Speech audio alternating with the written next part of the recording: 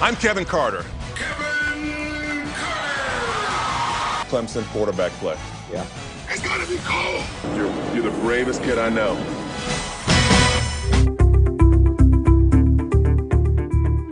From the time I was 3 years old, it was my dream to play in the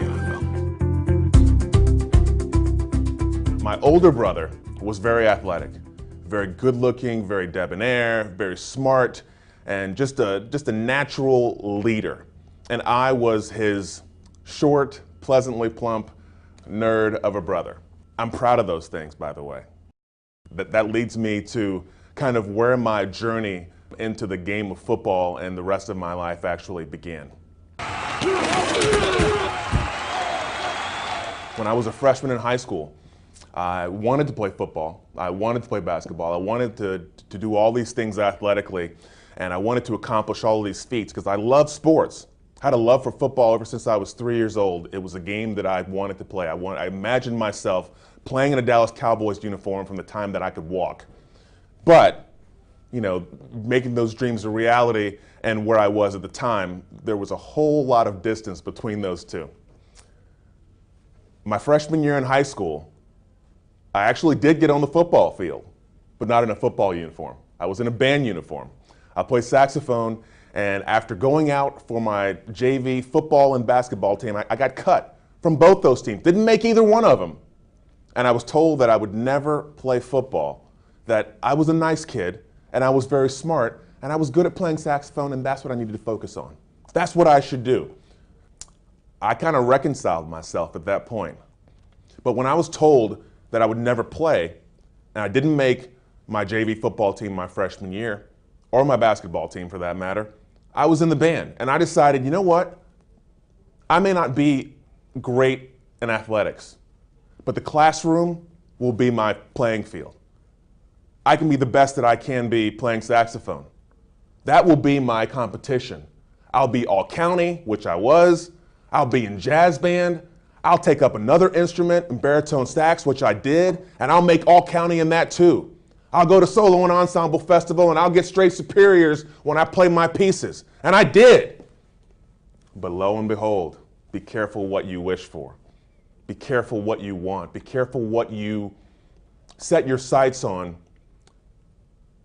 and then what happens around the corner. See, what happened for me was I had my sights set on something from when I was a child. I wanted to play football. I wanted to be this person, this great man that people would listen to, someone that could influence others. I wanted to be this great man who would play professional football, but it wouldn't be just defined by what I did on the field, but would be able to do great things in my community and be a leader of men, be an inspiration to others and help others and be that kind of great man that to whom much is given, much is expected of. I'm a firm believer that circumstances of our life are really irrelevant. It's really who we are on the inside that makes the difference as to the expression of what we do. What am I saying when I say this? Whether you're in sales, whether you're an athlete, whether you're a photographer, whether you're in PR, whether you are in HR, no matter what your job description, who you were at some point is part of who you are. I was told that I would never play football. I was told that I would never make it. And even when I had climbed to the top of college football, I was told that I wasn't mean enough, that I wasn't going to be good in the NFL because I didn't have that mean streak that it took to make it at that level. And there I was, the 6th overall pick in the 1995 draft, the first defensive player taken in the 95 draft out of the University of Florida. My dream was a reality. Be careful what you wish for. Success isn't always assured to those who are the biggest, best, brightest, smartest, prettiest, and most talented. Success is often given to those who have the heart to be persistent and consistent in their endeavors. I wasn't always the best. I wasn't the most talented. And as big and strong, as fast as I wasn't. I wasn't the most of any of those things. There were guys that I played with who had superior ability to me. There were guys around me that I played next to that I secretly admired for what they were able to do from a physical standpoint. All of us together on this defense, us 11 doing our job, interlocking, making the integrity of our defense, gap control, getting technical with X's and O's, but doing your job implicitly, knowing the responsibility of the man next to you, trusting that that individual part next to you is doing their job, having the utmost faith in the plan set forth by the leaders, the coach. All of that together, that synergy equals something greater than what the simple addition, the simple math says that it should be. Teamwork is a complicated thing. It's a simple word, and it may be simple in theory. Hey man, just get a bunch of really good pieces, work together, and be as one. Those words are easier said than done. The very definition of synergy is the interaction of elements, when combined, produce a total effect that is greater than the parts, that is greater than the individual parts' ability on their own. Plainly put, it's something that all of us can accomplish together that none of us can do separate from one another. That's synergy. Two things within teamwork of an effective leader: clear goal, pure intent. Two abstract terms, but a clear goal. What are you trying to accomplish? What are you trying to do?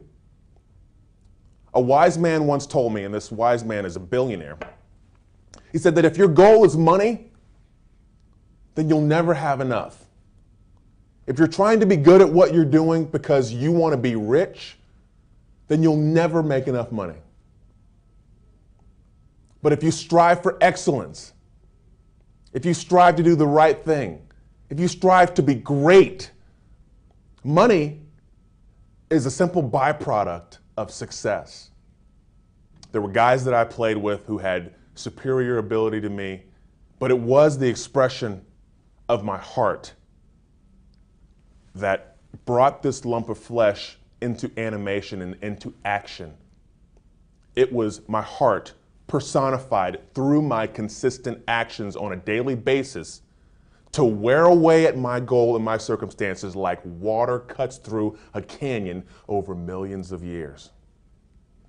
I tell my son all the time, the two most important things about you, son, are your head and what's in your heart. Because if you know what you're supposed to do within your head, and you have the heart to plan your work and work your plan and be consistent and not let things get you down, and to get up when you fall, if you have the heart, if you have the guts, the intestinal fortitude to see your promises through, to not be derailed, to not be squelched, to not simply give up when things get really hard. Your heart. So your heart and your head, two most important things about you. Notice that I did not say all your physical attributes or what you look like or how debonair your voice is. Has nothing to do with your success. But your head and your heart have everything to do. You can't guarantee that you'll reach your goals, but you can guarantee that you won't. Thank you for having me. Thank you for your time, and God bless you.